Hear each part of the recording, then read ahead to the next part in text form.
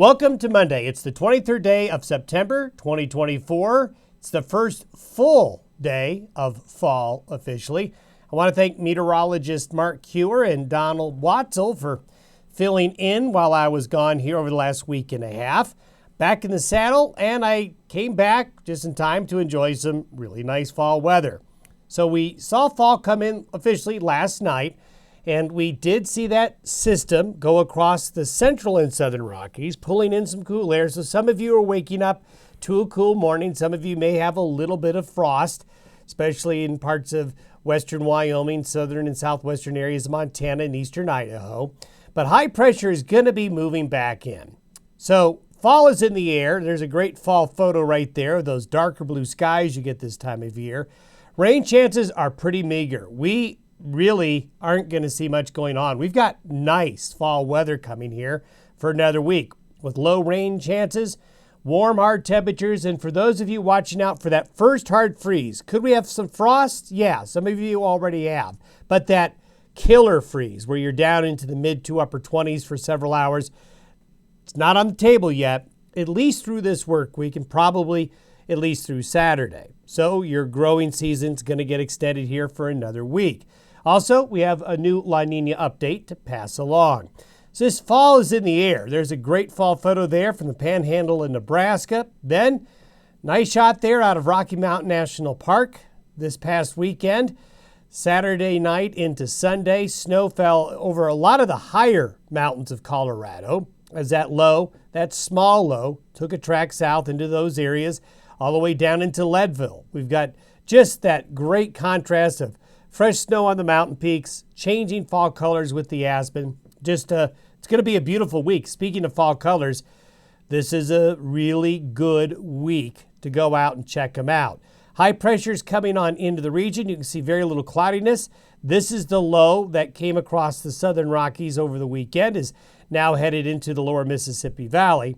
And as you'll see in the water vapor loop, you can see the moisture here, but dry air is coming behind it. We have some Pacific moisture coming into the Pacific Northwest, getting directed up into Canada, but you can kind of see the flow of air like this. High pressure is building into the region. This is where we are this morning. That low moving out, high pressure builds on in. We're going to have this low, and we're going to see this low up in Alaska just kind of spin around for a good week or so. And when you get a low up here, it tends to build the high pressure over the Rockies. So what tends to happen is high pressure stays along the west coast. When a low's up here, you have systems that come in from the northwest, and we'll show you that here in a minute. But for the most part, the most active weather is going to be in the southeast and east central areas of the U.S. where it's going to be very wet. By Wednesday of this week, high pressure ridge builds strongly right over the Four Corners area. We have a low consolidating here. We have what is going to be a tropical storm or hurricane headed towards the Florida Panhandle by late in the week. But high pressure is going to cover the Rockies and the western high plains.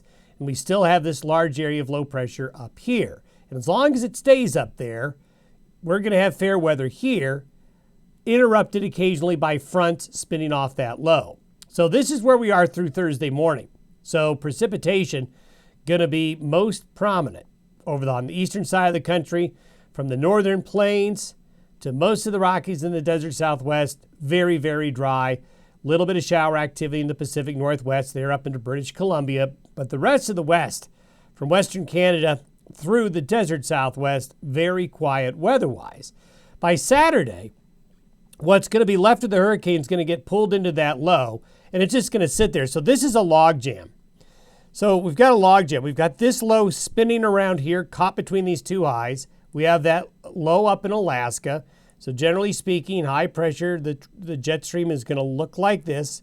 It's a log jam. Things just aren't going to be moving along this week. Hence the very quiet, well, quite frankly, boring weather, but weather that a lot of you should rightly like because it's going to be pretty pleasant.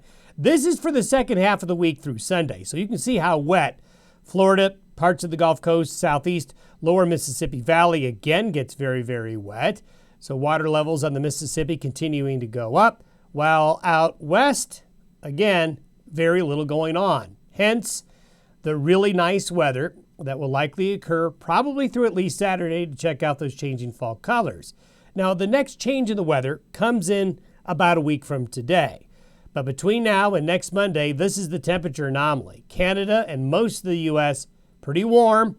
Just some coolness here where the rain and the clouds will be more prevalent, but warmer than average everywhere else. By Monday, we're going to have one of these fronts spin off the low in Alaska, which is still there a week from today.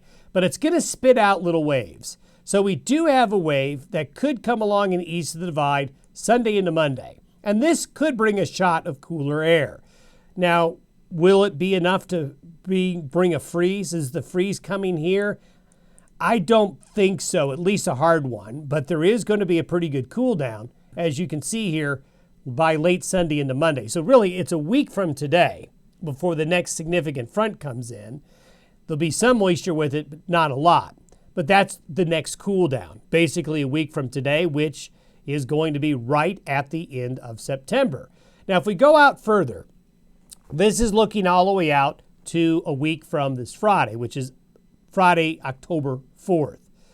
The Gulf of Alaska low is starting to move off from up here. It's now moving into the Gulf of Alaska. Notice this high here.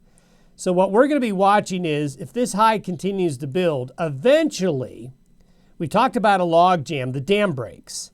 So if we're looking at when maybe that harder chance for that hard freeze, a better chance for that hard freeze, is probably going to wait till that first week of October, because this is a pattern right here that will release some colder air, more significant air from the cold along the north slope of Alaska, the Northwest Territories. We'll see. But until then, they're looking at a jet stream pattern that's kind of stuck in gear. So we've got a good 6-7 days here of some really nice weather. Quick La Niña update. These are the sea surface temperature anomalies as of this past weekend. So you can see La Niña right there. It's weak. It's not strong at all. But it is kind of coming into its own right now. And if you look at where we were a year ago, it's quite remarkable. This is how dynamic the oceans are. And remember, every day the weather changes in the atmosphere. Well, every day the oceans go through their own processes. They just take a little bit longer to develop. So here we are with La Niña now. This is where we were a year ago. So a year ago, El Nino, completely the opposite.